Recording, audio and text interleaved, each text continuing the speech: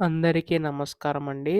తెలంగాణ రాష్ట్ర వ్యాప్తంగా ఉన్న పెన్షన్‌దారులందరికీ కూడా రాష్ట్ర ప్రభుత్వం గొప్ప శుభవార్తయితే చెప్పిందనమాట. మనకి ఈ యొక్క ఆసరా పెన్షన్ సంబంధించి నిధులు ఎప్పుడు విడుదల చేస్తారు అని చెప్పి చాలామందయితే కామెంట్ చేయడం అయితే జరుగుతుంది.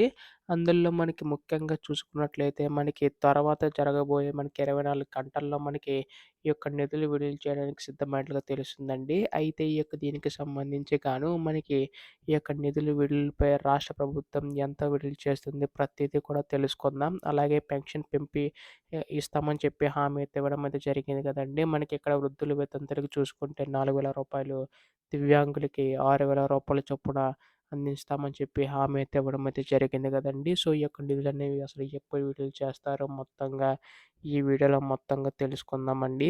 అంతకంటే ముందు ఎటువంటి లేటెస్ట్ అప్డేట్స్ అన్నీ కూడా మీరు ముందుగా తెలుసుకోవాలనుకుంటే ఛానెల్ అయితే సబ్స్క్రైబ్ చేసుకోండి. మీ యొక్క సపోర్ట్ ఉంటే ఇలాంటి వీడియోస్ నేను ఇంకా చేయగలుగుతాను. ఇంకా ఆలస్యం చేయకుండా వీడియోలోకైతే వెళ్ళిపోదాం. సో, మనకి తెలంగాణ రాష్ట్ర వ్యాప్తంగా ఉన్న పెన్షన్ సంబంధించి గాను నిధులు విడుదల చేయడానికి రాష్ట్ర ప్రభుత్వం సిద్ధమైనట్లుగా తెలుస్తుందండి. దీనికి సంబంధించి గాను ముఖ్యంగా చూసుకున్నట్లయితే మనకి త్వరలో జీవో అయితే విడుదల కానుందనమాట. సో, మనకి తర్వాత జరగబోయే 24 గంటల్లో మనకి ఈ యొక్క నిధులు విడుదల చేయడానికి సిద్ధమైనట్లుగా తెలుస్తుందండి.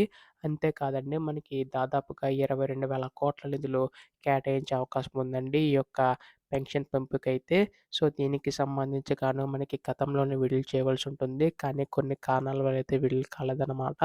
అయితే ఇప్పుడు రాష్ట్ర ప్రభుత్వం దీనిపై కసరత్తయితే చేస్తుందండి. మనకి ఈ యొక్క ఆహ్, ఆసరా పెన్షన్ కాస్త చేయూత పెన్షన్ కింద మార్చి వృద్ధుల వితంతులకి రూ. 4,016, దివ్యాంగులకి రూ. 6,016 చొప్పున అందించబోతుందండి. సో, దీనికి సంబంధించి మనకి త్వరలో అధికార ప్రకటన అయితే రానుంది. నిధులు కూడా త్వరలో విడుదల కానున్నాయన్నమాట. అయితే ఇటువంటి లేటెస్ట్ అప్డేట్స్ అన్నీ కూడా మీరు మిస్ కాకుండా వెంటనే తెలుసుకోవాలనుకుంటే ఛానెల్ అయితే సబ్స్క్రైబ్ చేసుకోండి. ధన్యవాదములు. జై హింద్.